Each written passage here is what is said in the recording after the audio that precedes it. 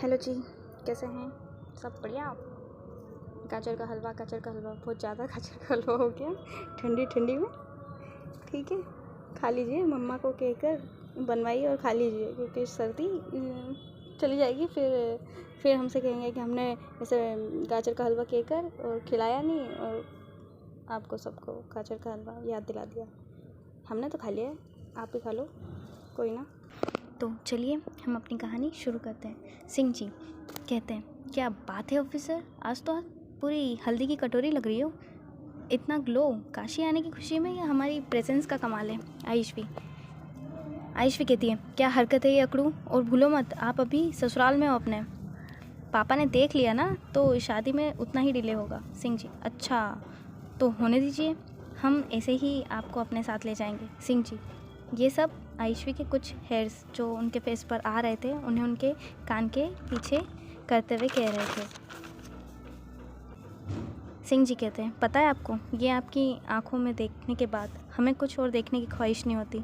जैसे ही सिंह जी ने अपने शब्द पूरे कर पाते उससे पहले आयुष्वी, अकड़ू ये सब बाद में, पहले हमें जाने दीजिए। सिंह जी, अरे कितने दिन के बाद हम क्लोज हैं आपके, और आपको नहीं लगता हमें कुछ मिलना चाहिए? आयुष्वी सिंह जी का फॉरहेड चेक करती है और कहती हैं, अकड़ू क्या हुआ, बुखार है क्या आपको? सिंह जी, अरे मतलब कुछ करो तो दिक्कत, कुछ ना करो तो दिक्कत। आयुष्वी, अरे सीओ साहब आप तो भड़क गए। फिर आयुष्वी सिंह जी को कॉलर से पकड़ती है और उन्हें थोड़ा झुकाती हैं और एक सॉफ्ट सी किस करती है उनके फॉरहेड पे, और कहती हैं, अभी इसी से काम चलाओ, आप बाकी बाद में। और सिंह जी आयुष्वी के टच से अपनी आंखें बंद करके खड़े हुए थे। तभी बच्चा, अरे वहाँ हल्दी की रस्म चल रही है और यहाँ कोई रोमांटिक सीन शूट हो रहा है भाई साहब। सिंह जी बच्चा की आवाज़ सुनकर अपनी आंखें खोलते हैं और कहते हैं, गए अब हमें नहीं छोड़ने वाली है। आयुष्वी, बच्चा आप यहाँ क्या कर रही हैं? वेदू, नहीं आप अपना कंटिन्यू रखिए, पर यहाँ खुले में अगर भाई साहब अंकल ने देख लिया ना, अभिमन्यु भाई की शादी बाद में होगी, पहले आप ही करवा देंगे। सिंह जी, वैसे बच्चा अभी देखो, दूल्हा भी यहीं है, दुल्हन भी यहीं है, और एडवोकेट तो आप हो ही, और शादी वाला घर भी यहीं है, तो क्यों ना हम कोर्ट मैरिज कर लें? आयुष्वी सिंह जी को देखकर, अब बड़ी जल्दी हो रही है, अभी तो कोई चला था महान बनने। सिंह जी, हाँ तो आप फिर चली जाएंगी ना? सिंह जी थोड़ा सा सेट होकर कह रहे थे। वेदू, क्या बात है हाँ भाई साहब, हमारे सामने कड़वा करेला और भाभी माँ के सामने इतना स्वीट। आयुष्वी, कोई स्वीट वीट नहीं है, कड़वा करेला है, कड़वा करेला।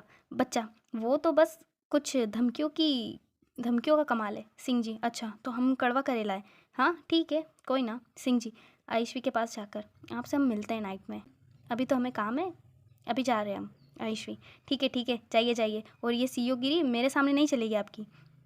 सिंह जी आयुष्वी को एक लुक देते हैं और वहाँ से निकल चुके थे। वेदू कहती हैं, भाभी माँ चले हम, भाई साहब तो गए। आयुष्वी, चलिए। फिर ये लोग हल्दी लेकर निकल जाते हैं, जहाँ सिंह जी अंकित से, तू यहाँ रहना सभी की सेफ्टी के लिए, हमें कुछ काम है, हम जा रहे हैं।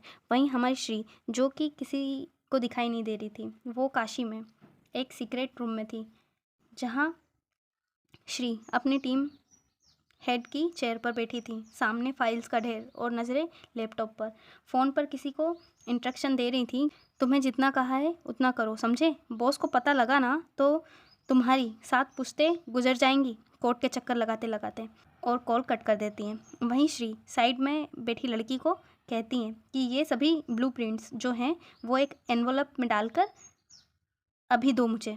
वहीं वो लड़की, जी मैम। वहीं श्री खुद को इतना बिजी कर चुकी थी कि उसे ध्यान ही नहीं था कि उनकी वकील साहिबा उनसे नाराज़ बैठी हैं, पर फिर श्री के बॉडी लैंग्वेज और कोल्ड बिहेवियर से लग रहा था कि कुछ तो है जो बहुत बड़ा है और ख़तरनाक है। श्री के अलावा वहाँ 3 लोग और मौजूद थे। Raksha, age 27 years old, personality हमारे सिंह जी की शेडो कह सकते हैं, और second Vaibhav, third and last Veda ji, हमारे सिंह जी की फ़ैन और श्री की बेस्ट फ्रेंड। अब हम आगे जानेंगे इनके बारे में। रक्षा श्री से कहती हैं, मैम आपने जितने भी अकाउंट्स का डाटा निकालने कहा था वो हो गया है, और जो डील परसों होने वाली है उसकी लोकेशन अभी कंफर्म नहीं है, पर आज नाइट तक हम वो भी कर देंगे। रक्षा, श्री कहती है, रक्षा अभी तक लोकेशन कंफर्म नहीं कर पाई हो तुम और कह रही हो रात तक हो जाएगा। जल्दी करो, रिपोर्ट देनी है बॉस को, वरना बॉस हमें छोड़ेंगे नहीं और हमें रिपोर्ट देनी है बॉस को। वेदा श्री के पास आकर, ये रहे वो फुटेज जो तुम मांग रही थी। श्री, वेदा रख दो डेस्क पर। वेदा श्री को देखकर, मैडम, नहीं, पहले वो कॉफ़ी पी लो, पिछले 5 मिनट से वो तुम्हें देख रही है। श्री, वेदा। श्री कहती है, वेदा बस, हम चारों को छोड़ने वाले नहीं है बॉस, अगर रिपोर्ट नहीं दी तो आज। वेदा, तू ना बेवजह ही डरती है मेरे मिस्टर हैंडसम से। श्री, ओ मैडम, ओ थम जा, तेरे मिस्टर हैंडसम नहीं है वो, जीजू हैं अब, भूले मत। वेदा मुंह बनाकर, क्या कर सकते हैं, आदत से मजबूर हूँ ना, अभी भूलने में टाइम लगेगा। वेदा नौटंकी करते हुए, मेरा पहला प्यार अधूरा रह गया, धूप बत्ती, मेरा पहला प्यार अधूरा रह गया।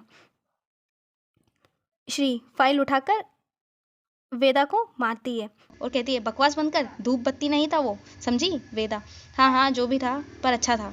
वैभव, नौटंकी हो गई हो तुम्हारी तो मेल चेक कर लो और फुटेज जो मैंने भेजे हैं तुम्हें वो देखो पहले।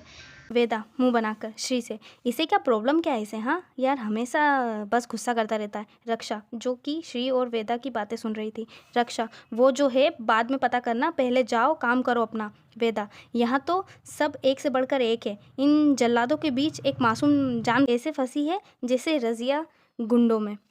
श्री अपनी हंसी कंट्रोल करते हुए, देख बच्चा, ना हम गुंडे हैं और ना तू कोई रजिया बेगम, तो चुपचाप जाकर अपनी डेस्क पर काम कर। वेदा अपना मुंह बनाकर, अभी मैं अपने मिस्टर हैंडसम को सुसाइड लेटर भेजती हूँ लिखकर कि ये तीनों मुझे रेस्ट नहीं करने दे रहे, पिछले 2 दिन से मुझे पिंजरे में बंद किया हुआ इन्होंने। श्री अपने हाथ जोड़कर, देवी प्लीज़ काम करने दे, अपना मेलोड्रामा बाद में करना प्लीज़। वेदा, ठीक है, पर पहले बोल कि तू मुझे शॉपिंग पर लेकर जाएगी और फिर लॉन्ग ड्राइव पर। अभी तो मैंने दुनिया भी नहीं देखी है, पर ऐसा लग रहा है जैसे। श्री, बस कर वेदा, जो बोलेगी वो करूँगी, पर अभी तू शांति से बैठ जा। वेदा, ठीक है। फिर वेदा अपनी डेस्क पर जाकर अपने काम में लग जाती है। वहीं श्री अपने काम में इतना बिजी हो चुकी थी कि उन्हें याद ही नहीं था कि वेदू को पता ही नहीं है कि वो कहाँ है। वहीं होटल में हल्दी का फंक्शन जोरों शोरों से चल रहा था। हमारे सिंह जी कुछ अलग ही प्लान करने में लगे हुए थे। वहीं एंट्री होती है राजवर्धन की, जो कि मसूरी से काशी आए थे। आयुष्वी को कोई आइडिया ही नहीं था कि आगे होने क्या वाला है। आयुष्वी बाहर पार्किंग साइड खड़ी थी, तभी आयुष्वी के कानों में एक सख्त और भारी आवाज़ सुनाई पड़ती है, ट्रेनी आयुष्वी दीक्षित, आपने क्या सोचा था ये मसूरी का कोई मॉल रोड है जहां आप बिना परमिशन के घूमेंगी? You are a public servant, not a college student. Ayushvi पलके झुकाते हुए, I am so sorry sir, family emergency थी और मुझे बिना बताए आना पड़ा। राजवर्धन, आप मेरे अंडर ट्रेनिंग ले रही हैं और आपने अपने सीनियर से ही परमिशन लेना ज़रूरी नहीं समझा?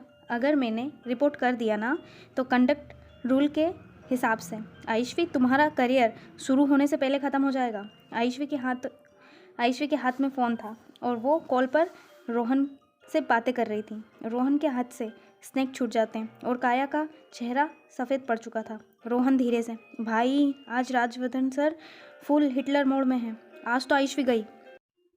काया कहती है रोहन से, चुप कर, वहाँ अश्विनी भी है, हैंडल कर लेंगी वो, पर हमें कुछ करना होगा, नहीं तो आयुष्वी वापस नहीं आ पाएगी। काया, हमें उनके केबिन में जाके कोई सेटिंग करनी होगी। रोहन, सेटिंग?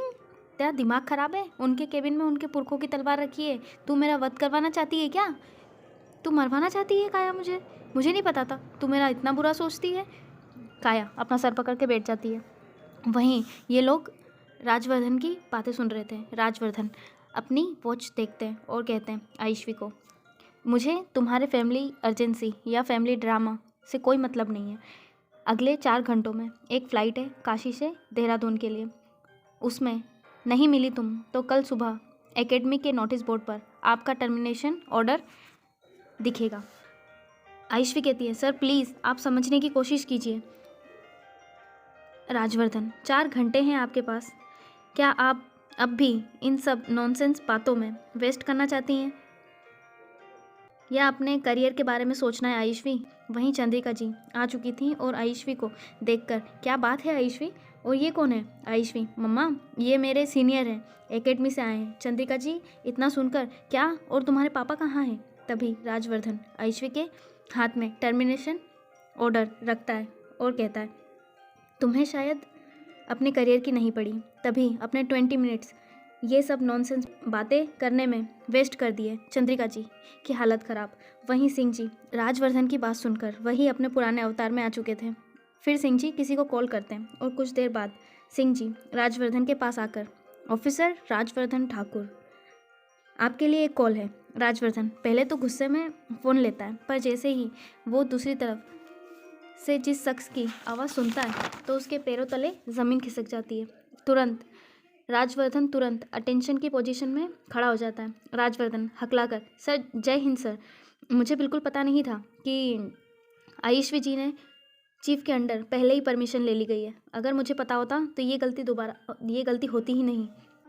राजवर्धन का चेहरा पसीने से लथपथ हो चुका था। राजवर्धन, जी sir, I am extremely sorry.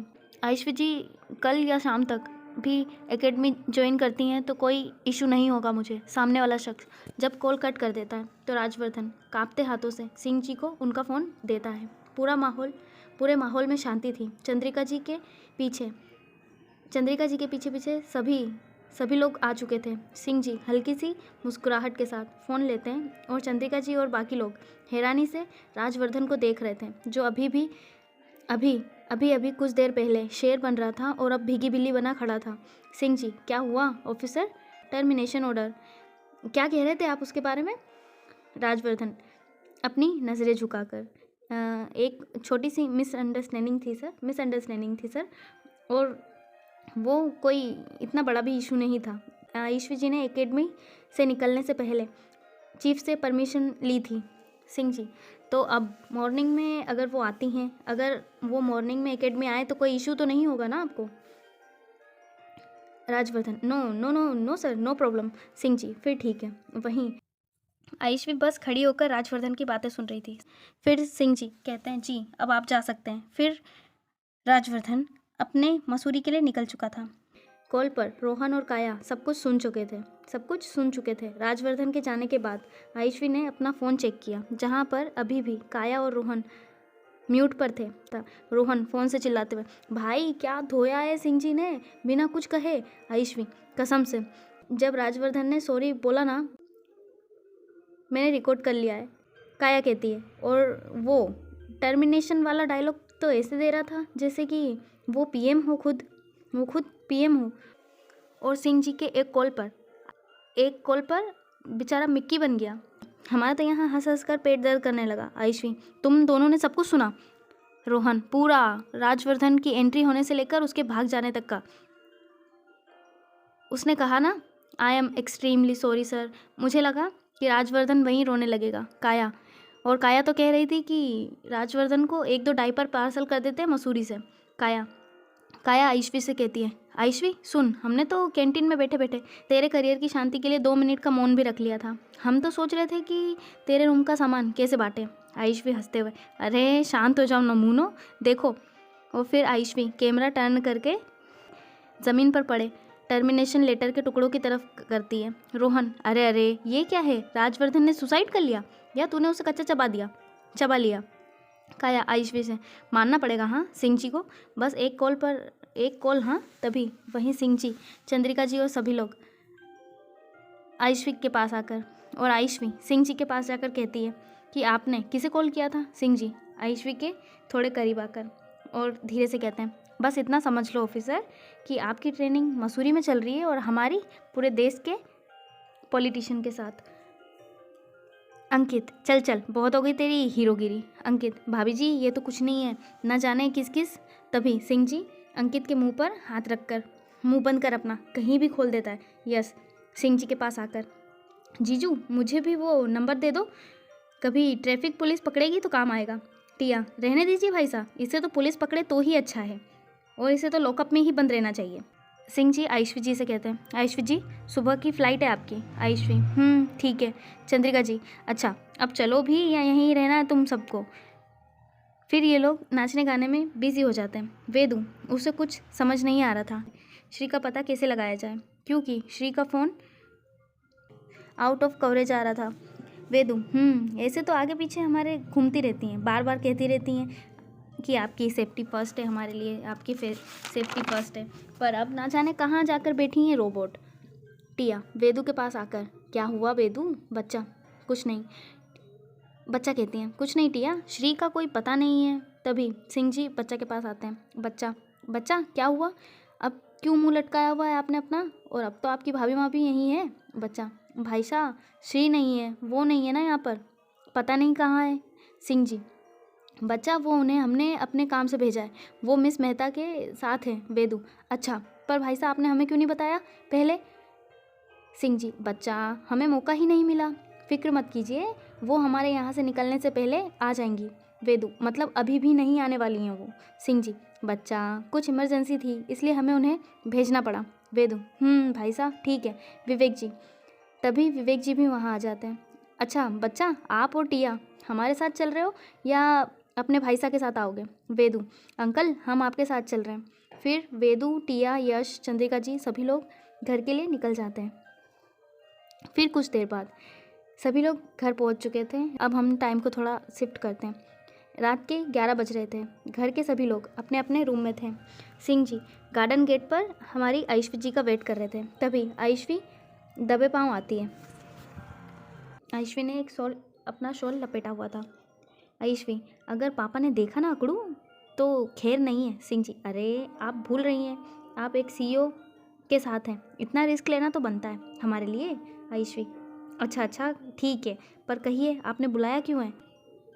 Singh ji कहते हैं, पहले चलिए आप हमारे साथ, बताते नहीं दिखाते हैं आपको। आयुष्वी, अकड़ू देखने दिखाने के चक्कर में पापा ने हमें देख लिया ना तो फिर दिक्कत हो जाएगी। सिंह जी, अच्छा चलिए तो पहले आप, फिर हम देख लेंगे सब जो होगा। सिंह जी और फिर आयुष्वी और सिंह जी एक सुनसान घाट के लिए निकल जाते हैं। वहीं अंकित ये सब कुछ देख चुका था अपनी विंडो से कि सिंह जी और आयुष्वी कहीं जा रहे हैं, और अंकित दबे पाँव वो भी अपने रूम से निकल जाता है। फिर सिंह जी और आयुष्वी एक सुनसान घाट पर पहुंचते हैं जहां सिर्फ धीमी धीमी रोशनी करते दिए जल रहे थे। सिंह जी ने पहले से ही वहां एक छोटी सी बोट एक बुक कर रखी थी जो फूलों से और कैंडल से डेकोरेटेड थी। आयुष्वी हैरानी से, अकड़ू आपने ये कब किया? आप तो आज पूरा दिन पापा के साथ बाहर थे ना? सिंह जी, पूरा दिन नहीं, सिर्फ कुछ घंटे, फिर हम अपना काम कर रहे थे। सिंह जी, देखिए बाकी बातें बाद में, पहले आप व्यू देखिए। आयुष्वी जी आपको पता है? सिंह जी कहते हैं, ये रात और नदी का किनारा और ये सर्द हवा और आपका साथ हमें एक अलग ही सुकून दे रहा है, और अब कोई टेंशन नहीं है हमारे पास। यहाँ सिर्फ आप, हम और गंगा जी की लहरें, और कोई टेंशन नहीं है। आयुष्वी, अच्छा जी। फिर बोट धीरे धीरे आगे बढ़ने लगती है। पानी में दीपकों की परछाई एकदम जादुई लग रही थी।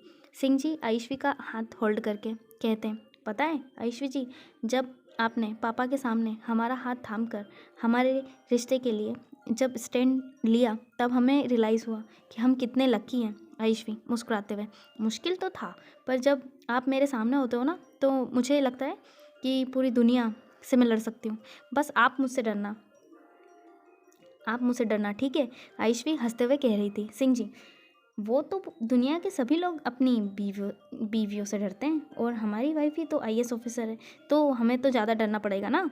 आयुष्वी, अच्छा वाइफ ही? वैसे अकड़ू आप ना सच में अकड़ू हो, कितना भाव खाते हो आप, बिजी रहने का नाटक भी करते हो। सिंह जी, अरे हम नाटक नहीं करते कोई। आयुष्वी, हाँ हाँ ठीक है जो भी है।